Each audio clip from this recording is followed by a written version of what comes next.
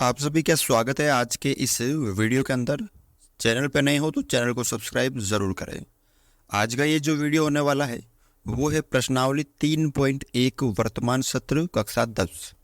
ठीक है, पिछले वर्ष ये 3.2 थी, तो उसका क्वेश्चन नंबर 5 देखो आप यहाँ पे 3.1 का, कि एक आयताकार बाग है जिसकी लंबाई चौड़ाई से 4 मीटर अधिक है और का अर्ध परिमाप 36 मीटर है।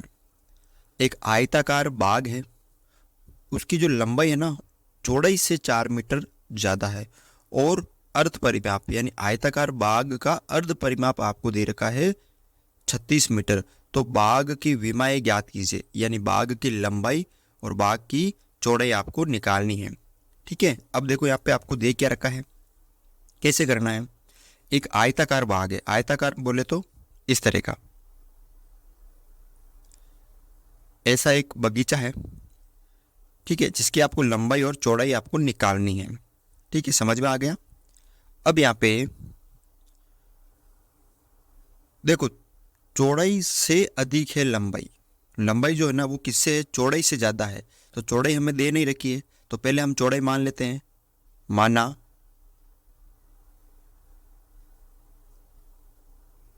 मैंने क्या मान लिया, माना आयत की चौड़ाई क्या मान ली मैंने, x, क्योंकि लंबाई जो है वो चौड़ाई से अधिक है। तो अब आयत की लंबाई क्या हो जाएगी, तो आयत की जो लंबाई है वो क्या है, चौड़ाई से, चौड़ाई कितनी है x, चौड़ाई से 4 मीटर अधिक है। तो चौड़ाई से ये 4 मीटर अधिक हो गई, तो ये हो गई उसकी लंबाई, ये हो गई चौड़ाई। ठीक है ना, ये किस में दे रखी है आपको, मीटर में दे रखी है ना, तो ये मीटर और चौड़ाई भी क्या है, मीटर में होगी। ये तो मैंने पता कर लिया कि चौड़ाई और लंबाई क्या है, हमने मान लिया। अब यहाँ पे आपको क्या दे रखा है, आयत का अर्ध परिमाप आपको दे रखा है। क्या दे रखा है, आयत का अर्ध परिमाप। यहाँ पर आपको आयत का अर्ध परिमाप दे रखा है कितना, 36 मीटर।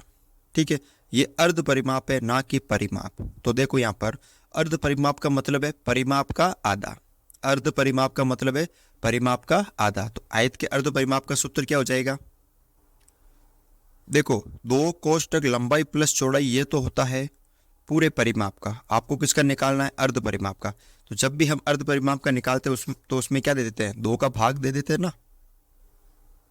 तो हम यहाँ पे 2 का भाग दे देंगे, तो क्या आ जाएगा, ये अर्ध परिमाप, यानी कुल मिला के क्या आ गया, अर्ध परिमाप लंबाई प्लस चौड़ाई। तो यहाँ पे आयत का अर्ध परिमाप क्या आ गया, लंबाई प्लस चौड़ाई। तो यहाँ पे आप लिख सकते हो, तो यहाँ पे हो गया आयत का अर्ध परिमाप लंबाई प्लस चौड़ाई। अब आपको देखो यहाँ पे आयत का अर्ध परिमाप कितना दे रखा था, 36 दे रखा था। तो प्रश्न के अनुसार यहाँ पे आपको दे रखा है कि अर्ध परिमाप 36 मीटर है। तो यहाँ पे लिखते हैं प्रश्न अनुसार, फिर आयत का अर्ध परिमाप। तो यहाँ पे लिख लिया आयत का अर्ध परिमाप और ये आपको दे रखा था 36 मीटर। ठीक है, अब आयत का अर्ध परिमाप का सूत्र क्या हो गया, लंबाई प्लस चौड़ाई। तो यहाँ पे आ जाएगी लंबाई प्लस चौड़ाई बराबर 36। लंबाई कितनी है, तो लंबाई यहाँ पे देखो आयत की लंबाई हो गई x प्लस 4। तो लंबाई की जगह लिख देंगे हम x प्लस 4 प्लस चौड़ाई की जगह क्या हो गई यहाँ पे x। तो चौड़ाई की जगह x बराबर 36। अब देखो 1x और 1x हो गए 2x बराबर ये 36, 4 इधर प्लस के इधर आएंगे तो माइनस के 4 हो जाएंगे। तो 2x बराबर 36 में से 4 गए तो कितने बचेंगे, 32। अब 2 और x दोनों गुणा में, 2 इधर गुणा में तो इधर भाग में आ जाएंगे। तो x बराबर 32/2, इधर गुणा में थे ना, इधर भाग में, तो x बराबर क्या आ गया, कुल मिला के 16 आ गया। 2 का भाग 32 में 16 बार। अब देखो x का मान 16 आ गया और हमने क्या माना था, x किसे माना था, आयत की चौड़ाई। यानी ये जो आयताकार बाग है ना इसकी चौड़ाई कितनी आ गई, x यानी 16 मीटर, और इसकी लंबाई क्या आ जाएगी, जो है चौड़ाई से 4 मीटर अधिक है ना, तो चौड़ाई आ गई 16, 16 से 4 मीटर अधिक है तो 20 मीटर। ठीक है ना, तो आप इस तरह से इसकी विमा निकाल सकते हो। तो यहाँ पे आपको लिखना है आयत की चौड़ाई, चौड़ाई कितनी आ गई, 16 मीटर आ गई, और लंबाई क्या आ गई, लंबाई जो है 16 प्लस 4, क्योंकि 4 मीटर अधिक है ना, तो 20 मीटर। ठीक है ना। तो इस तरह से आप ये क्वेश्चन जो है वो सरल कर सकते हो। क्वेश्चन नंबर देखो यहाँ पे 6, कैसे करना है, बिल्कुल इजी है। यहाँ पे आपको दे रखा है कि एक रैखिक समीकरण 2x प्लस 3y माइनस 8 बराबर 0 दी गई दो चरों में एक ऐसी और रैखिक समीकरण लिखिए। एक समीकरण तो आपको दे रखा है, एक समीकरण आपको और लिखना है मन से, ताकि प्राप्त युग्म का ज्यामितीय निरूपण जैसा कि प्रतिच्छेदी करती रेखाएं हो, समांतर रेखाएं हो और संपाती रेखाएं हो। हम जब अनुपात निकालते हैं ना A1/A2 बराबर B1/B वाले, वैसे आपको पता करना है कि A1/A2 कैसा होता है। ठीक है ना। तो आपको सारणी पता होगी। तो पहले तो देखो ये समीकरण दे रखा है, इसको हम लिख लेते हैं। यहाँ पे हमने इस समीकरण को लिख लिया।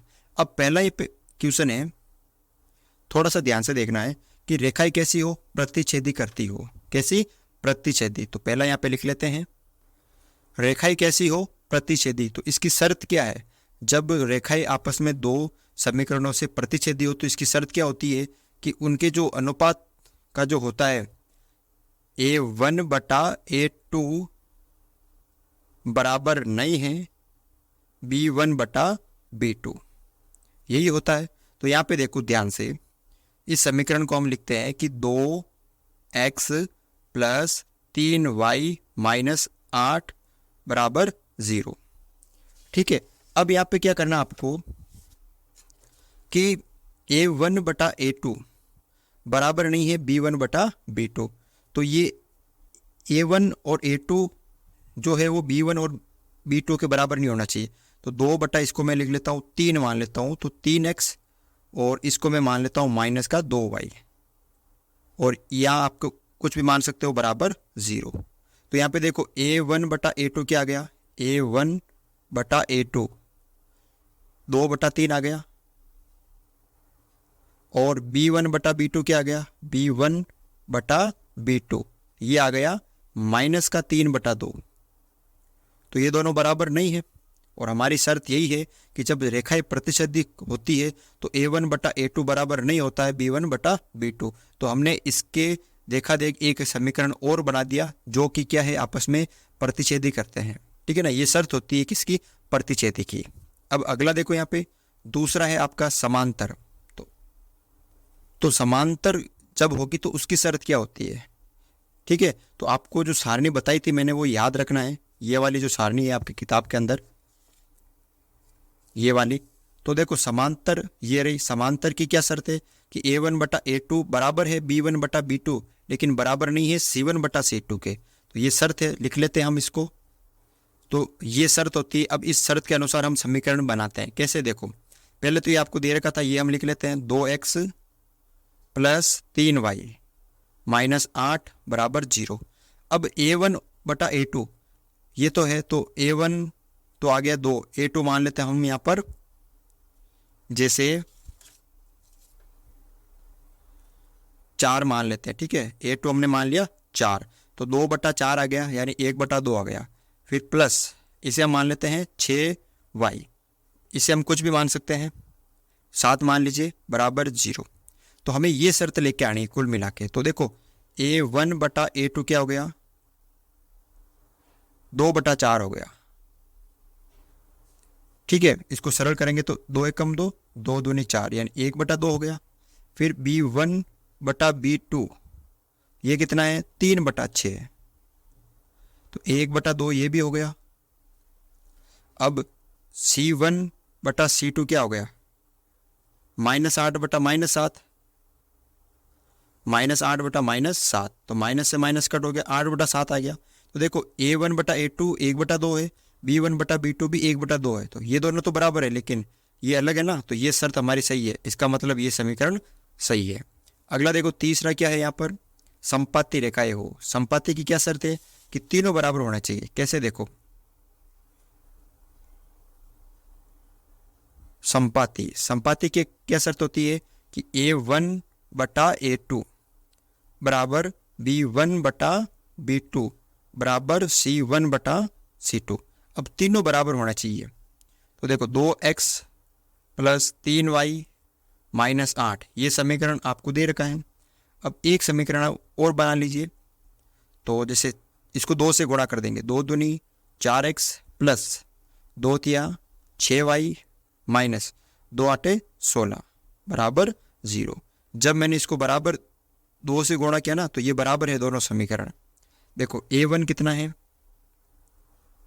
A1/A2 यानी 2/4।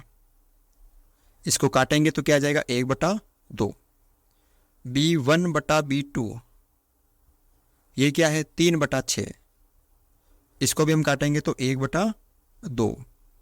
फिर C1/C2 -8 बटा -16, -8 बटा -16, माइनस से माइनस कट हो जाएगा, 8 एकम 8, 8 दूनी 16, तो 1/2 यहाँ पे भी आ गया।